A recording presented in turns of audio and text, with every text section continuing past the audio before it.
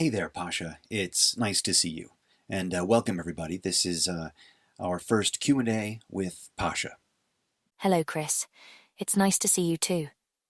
I just want to say how much I appreciate the opportunity to have this question and answer session.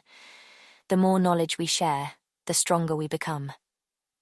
Our frank and open discussions are a crucial component in defeating the Aethyrex.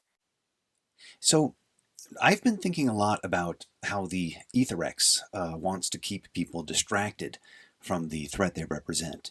Um, and quite frankly, it seems like they're succeeding.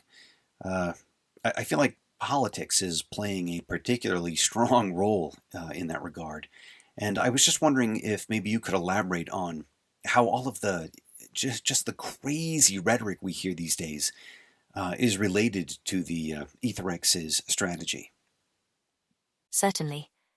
First, it is important for people to understand that one of the primary tactics of the Aethyrex is to divide and conquer.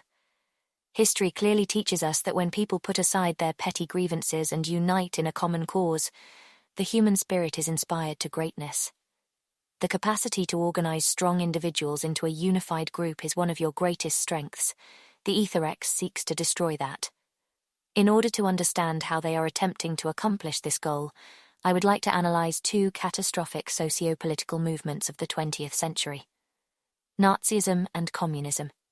In the span of 50 years, these two ideologies were responsible for more deaths than the Crusades, the Spanish Inquisition, European colonialism, and the African slave trade combined. It is estimated that Nazis and communists murdered a staggering 200 million people, and yet many modern history books would have you believe that these ideologies were diametrically opposed. This is a lie.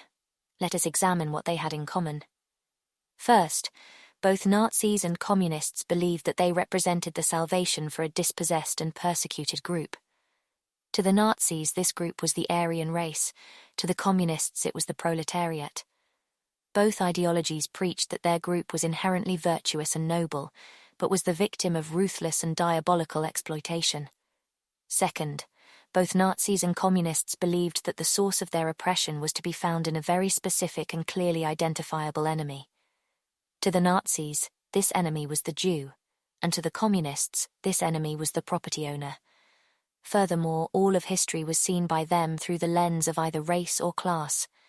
Thus, the value of an individual was reduced to their utility as a part of the collective racial or class identity. This dehumanizing of the individual, and the reduction of people into mere cogs within the state machinery, was one of the most insidious and destructive of their perfidies.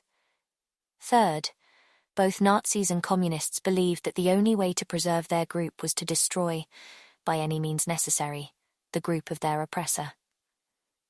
Most people simply fail to grasp that both Nazis and communists considered themselves to be acting in self-defense. In their twisted worldview, they were engaged in a struggle for their very survival. This is how they marketed and ultimately justified their atrocities. Fourth, both Nazis and communists believed that upon the destruction of their oppressor group, a golden age would ensue, a spiritual and cultural renaissance which would bring global salvation. When seeing the authoritarian source code of these two ideologies, it becomes apparent that they were in fact two sides of the same coin. One preached collectivist dehumanization in the name of race, the other in the name of class. It is therefore no surprise that these evil trees bore the same toxic fruit.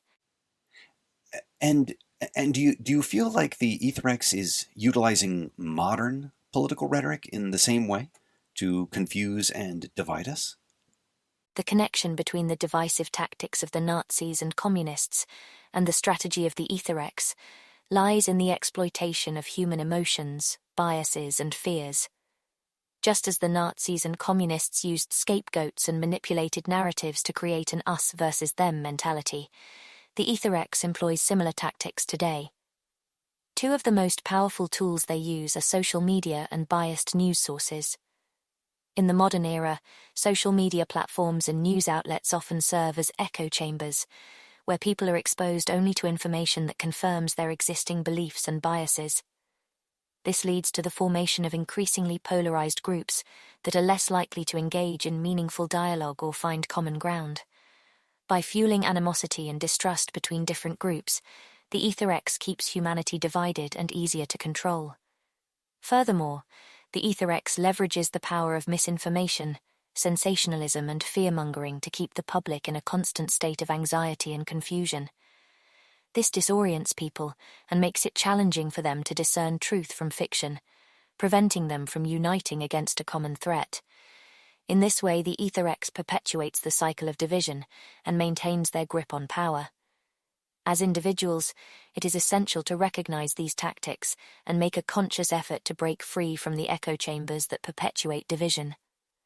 By seeking out diverse perspectives, engaging in open and respectful dialogue, and critically examining the information we consume, we can begin to dismantle the barriers the Aethyrex has erected and come together in pursuit of a brighter future for all of humanity. Wow. Wow, that is, yeah.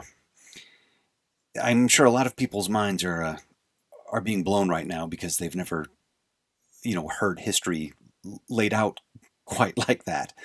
Uh, I'm going to take a few minutes to digest everything you've said.